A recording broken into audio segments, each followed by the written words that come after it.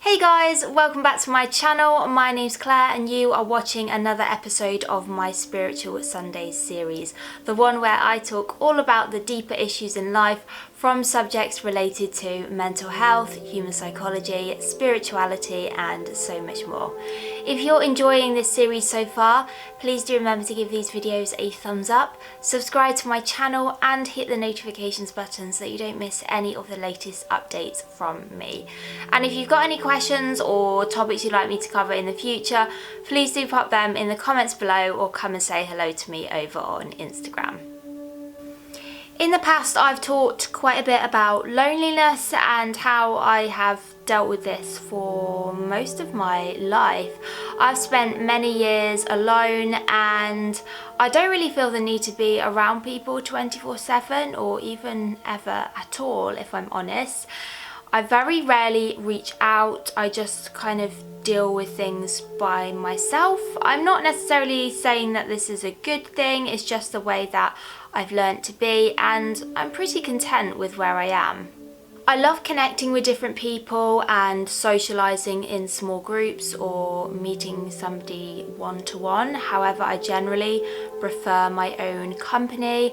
I would say that I am more introverted, so spending a lot of time with people often leaves me feeling quite tired and drained, and so I have to have time completely on my own to recharge and replenish my energy levels. I'm used to being away from people and protecting my own energy levels, which I think is really important. Now something really fascinating is happening in the world and a lot of people are spending time in isolation. Social distancing is becoming the new norm and it almost feels like we are more separate than ever, but is that really so? For many, this is an extremely challenging time, isolating ourselves from others, particularly friends and family, but even work colleagues or just spending time in a social work environment can really take its toll on our mental health and well-being. We are social creatures and relationship dependent, so it's no wonder we feel sad and lonely when we lack that human connection in our life. However, I can tell you that the loneliness we may well feel does not actually stem from being on our own or not having other people around us.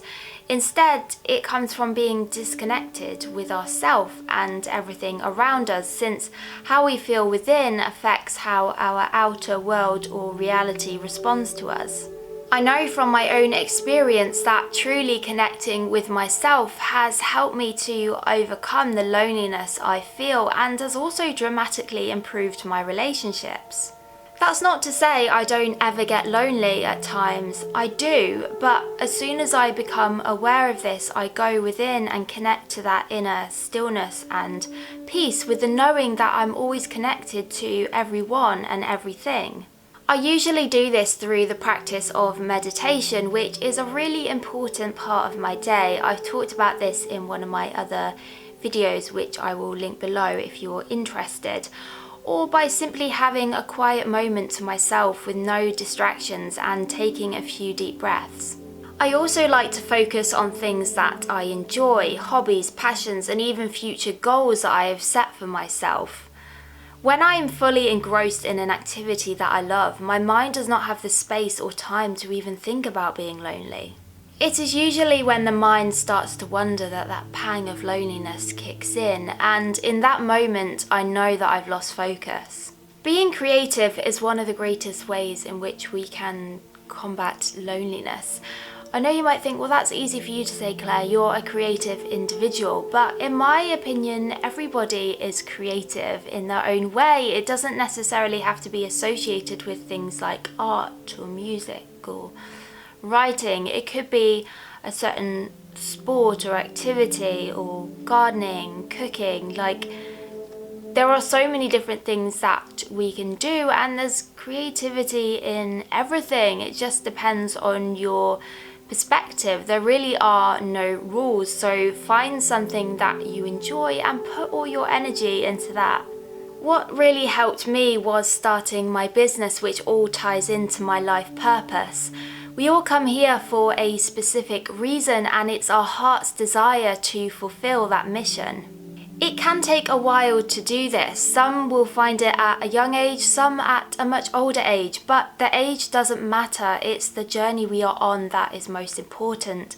When everything is in alignment, our heart, mind, body and soul, we feel less of a need for other people because we are just focused on our life's purpose and what we are bringing to the world.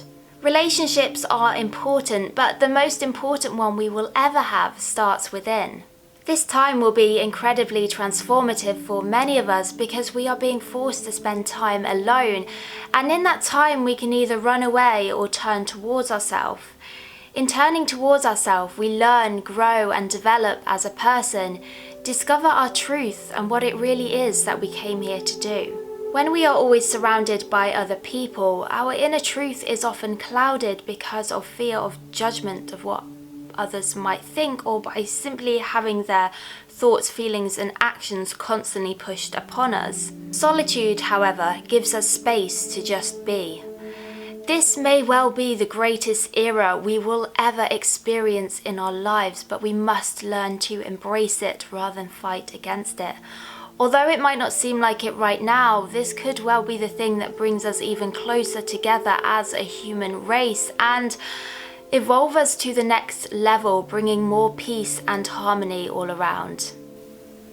So what are your thoughts on this? How are you coping with this period of self-isolation? Does it come naturally to you, or are you finding things a little bit more difficult?